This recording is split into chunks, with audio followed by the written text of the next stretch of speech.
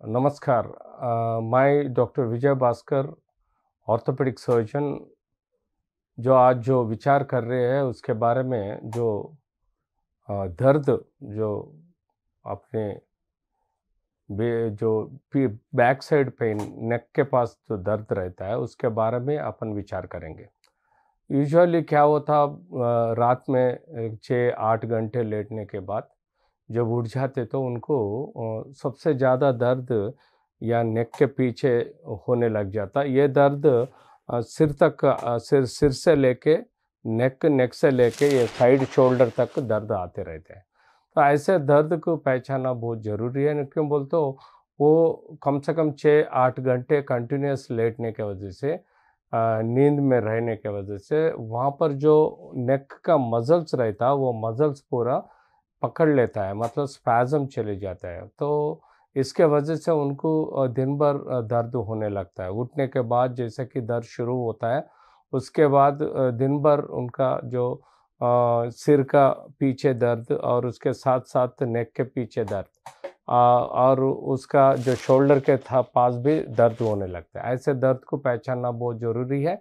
तो कई लोग ये तो लेटने की वजह से दर्द आया बोल के अपने आप कुछ ऑइंटमेंट लगा के अपने आप सुधरने की कोशिश करते, मगर इसके बावजूद भी उनको दर्द ज़्यादा लगे तो उनको ऑर्थोपेडिक सर्जन से मिलना ज़रूरी है। कभी इनके मसल्स में कैच रहने से, मसल पकड़ने से वजह से व्राई नेक हो सकता है, और उनके अंदर जो नेक में जो समझो उम्र 40-50 है, उनमें स्पॉन्डिलोसिस, स्पॉन्डिलाइटिस समस्याओं के वजह से भी, कंटिन्यूअस लेटने से वजह से भी नेक का पकड़ना, मतलब जो स्पॉन्डिलाइटिस बोलते हैं वो जॉइंट्स के, हड्डी के जॉइंट्स के अंदर इरिटेशन के वजह से, इन्फ्लेमेशन के वजह से स्पॉन्डिलाइटिस, मतलब जो नेक के पीछे जो 2 जॉइंट्स रहते हैं उसके अंदर जो दर्द शुरू होता है उसको स्पॉन्डिलाइटिस बोलते हैं। स्पॉन्डिलोसिस का मतलब क्या है, 40-50 साल के बाद जो हड्डी घसीटते हैं, घसने से,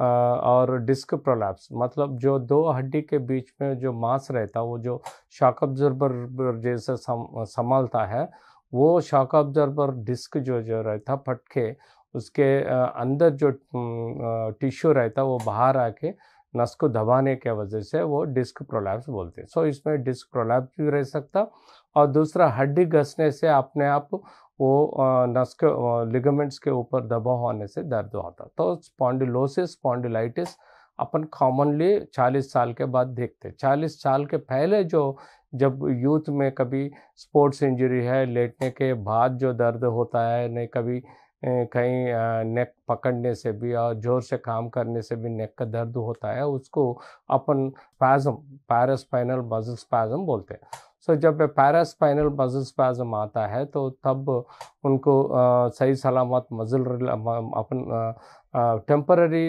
मसल रिलैक्सेंट्स और लोकल ऑइंटमेंट्स लगाने से दर्द कंट्रोल होने का अवकाश है। तो कई लोगों को ज़्यादा सताता है तो उसके लिए थोड़ा पेन किलर, मतलब जो अपन सेंट्रल एक्टिंग ड्रग जो है अल्ट्रासेट बोल के है, नहीं तो ट्रोमाडोल पैरासिटामोल बोल के रहता है, वो देने से कुछ फ़ायदा हो सकता है। कई लोगों को मसल रिलैक्सेंट जैसा अपन उसके साथ साथ टिनिजिडिन टैबलेट, नहीं तो थायोकोल्सिसाइड टैबलेट, मोबिजॉक्स जैसा टैबलेट दिए तो वो स्पैज़म और नहीं तो दर्द पकड़ लिए तो वो कम होने के चांसेस रहता। तो ऐसा जो नेक के दर्द चालू होता है, ऐसे लोगों को अपने को ट्रीट करना ज़रूरी है। जब स्पॉन्डिलोसिस है, उनका विटामिन डी, कैल्शियम लेवल्स कितना है, और उनका बीएमडी टेस्ट ऑस्टियोपेनिया है क्या, नहीं तो नॉर्मल बोन है क्या, देखना पड़ता। जब विटामिन डी, कैल्शियम कम रहे तो उनको विटामिन डी, कैल्शियम देना ज़रूरी है, उनको फिजियोथेरेपी करना ज़रूरी है। उसके साथ-साथ नेक के पट्टी देना और उसको सपोर्ट दे के पेन किलर्स देना से उनको ठीक से होने का चांसेस रहता। तो स्पॉन्डिलाइटिस में वो भी इन्फ्लेमेटरी एक्शन, जो जॉइंट्स में प्रॉब्लम्स रहता उसको नेक सपोर्ट देना ज़रूर है। उसके साथ-साथ पेन किलर्स और उनको विटामिन डी, कैल्शियम कम है तो वो देना चाहिए। और इन्फ्लेमेशन के कारण कोई टेम्पररी ट्रॉमेटिक कॉज़ है क्या, नहीं तो कोई आर्थराइटिस प्रॉब्लम है कि जैसे कि रूमेटॉइड आर्थराइटिस है, नहीं तो ऑस्टियो आर्थराइटिस है, उसके वजह से भी जो दर्द आने जग लग जाता है। ऐसे लोगों को अगर रूमेटॉइड आर्थराइटिस रहे तो उनको एंटी रूमेटिक ड्रग्स जो अपन थोड़ा स्टेरॉयड दे के और उनके साथ जो है मेथोट्रेक्सेट बोल के जो दवाई रखते हैं और उनको कभी कभी स्टेरॉयड भी रखना ज़रूरी है। अगर वो डिजेनरेटिव ऑस्टियोआर्थराइटिस है तो उनको वो हिसाब से फिजियोथेरेपी दवाई पेन किलर्स और उसके साथ साथ कभी कभी जॉइंट्स में इंजेक्शन दिए तो भी कंट्रोल कर सकते हैं। ऐसा जो स्पाइन का जो नेक का प्रॉब्लम्स रहता है ये प्रॉब्लम को संभालना ज़रूरी है। और नेक में दर्द जो ट्यूमर के वजह से और कुछ कारण हो सकता तो उसको संभाल के इन्वेस्टिगेशन जैसा कि एक्सरे सीटी एमआरआई और कुछ ब्लड टेस्ट भी करके उनके हिसाब से अपन को दवाई देना बहुत ज़रूरी है।